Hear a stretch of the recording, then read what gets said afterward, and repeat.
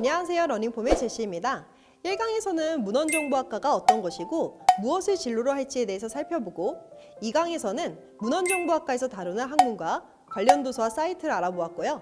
이제 3강에서는 정보회에서 있어서 가장 중요한 인물과 그 각각의 분류법에 대해서 알아볼 차례입니다. 바로 앞 1강에서 잠깐 언급했던 문헌정보학과의 시초라고 할 수 있는 분 바로 칼리마커스입니다. 무려 고대 그리스의 인물이고 기원전 305년부터 240년경 활동하던 인물이죠. 아테네에서 공부한 뒤 알렉산드리아에 거주하면서 도서관의 사서로서 활약한 인물입니다. 또한 시인이자 문헌학자로서 그리스의 문학사라고 할 수 있는 피나케스 120권을 저술하였습니다. 피나케스가 뭔데 1강부터 계속 언급을 할까요? 자, 피나케스에 대해서 알아보기 전에 먼저 알렉산드리아 도서관부터 알아보죠. 알렉산드리아 도서관은 기원전 220년경에 이미 60년 이상 있던 도서관입니다. 알렉산드리아 도서관은 후에 무려 당대 최고의 아리스토텔레스 도서관의 모든 책을 가져온 데 성공했고 후에는 유럽 전체가 보유하고 있던 전체 도서량의 10배가 되는 문헌을 보유하게 됩니다. 이런 문헌이 넘치는 곳에서 일하고 있던 칼리마코스는 문헌을 찾고 이용하기 용이한 목록화, 즉 구분이 필요하게 되죠. 그래서 도서 목록인 피나케스를 만들게 되고 이 피나케스가 서양 고대 분류법의 시초가 됩니다. 전체 장서를 시부와 산문부로 나누고 하위 카테고리 6개, 즉 6개의 강목을 구분하였으며 그 후 저자 이름의 알파벳 순서로 배열하게 됩니다. 그리고 16세기의 독일계 스위스 학자 게스너가 있습니다. 게스너의 분류법은 1548년에 완성되었고 최초로 지식을 독창적 체계에 따라 분류한 근대 서양 문헌 분류법입니다.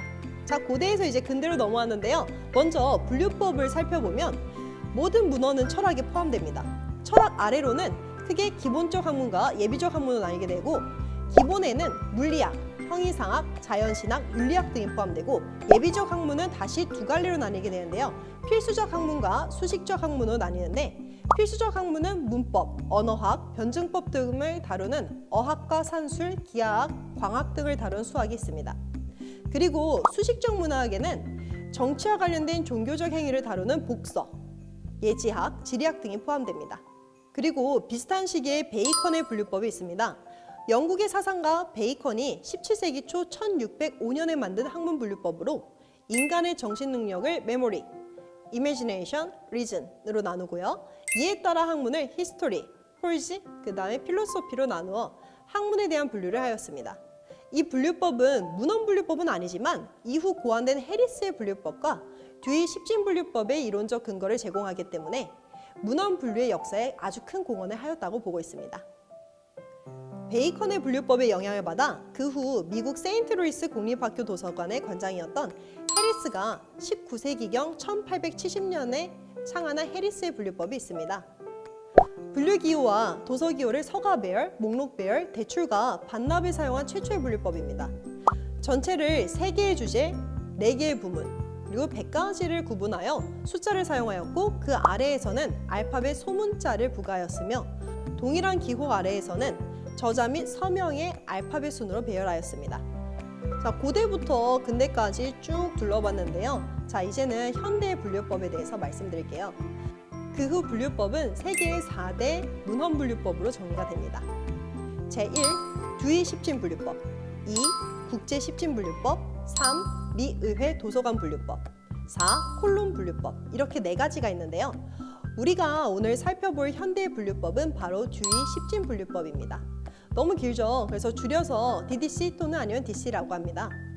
미국 도서관학의 선구자이자 사서직의 아버지로서 도서관학 교육의 창시자인 듀이가 19세기 후반 1876년에 창안한 현대 문헌분류법으로 미국 도서관학 발전에 커다란 획을 그었습니다. 이해하기 쉽게 표를 가져왔는데요. 듀이는 DDC에서 지식의 전 분야를 9개로 나누어 각기 1에서부터 9까지 아라비아 숫자를 붙이고 전체 주제를 포괄하는 것은 0이라는 숫자를 주어 모두 10개의 주류를 만들었습니다. 기본 자릿수는 100단위, 즉 3자리로 하여 다음과 같이 주류를 구성하였습니다. 자, 지금까지 고대에서부터 현대에 이르기까지 문헌들의 분류법을 고안한 핵심 인물과 분류법에 대해 간단히 알아보았습니다. 여러분들이 지금까지 들은 내용을 정리하자면 문헌정보학과는 과거에 축적된 정보뿐만 아니라 현대의 지금 이 순간에도 만들어지고 있는 정보를 사용자에게 어떻게 전달할 수 있는지 그 전달 방식과 정보를 사용자에 맞게 가공하는 것을 다루는 학문으로 빅데이터가 구축되고 있는 현대에 가장 필요한 학문이라고 볼 수 있습니다. 꼭 원하시는 학과에 진학하셔서 정보를 다루는 전문가로서 앞으로 여러분의 활약을 기대해 보겠습니다. 자, 지금까지 1강부터 3강까지 문헌정보학과에 대해서 알아보았는데요. 이 내용을 종합하여서 자소서에서 어떻게 활용할지 4강에서 저희가 설명해 드릴게요. 그럼 지금까지 러닝폼의 제시였습니다. 감사합니다. Learning Form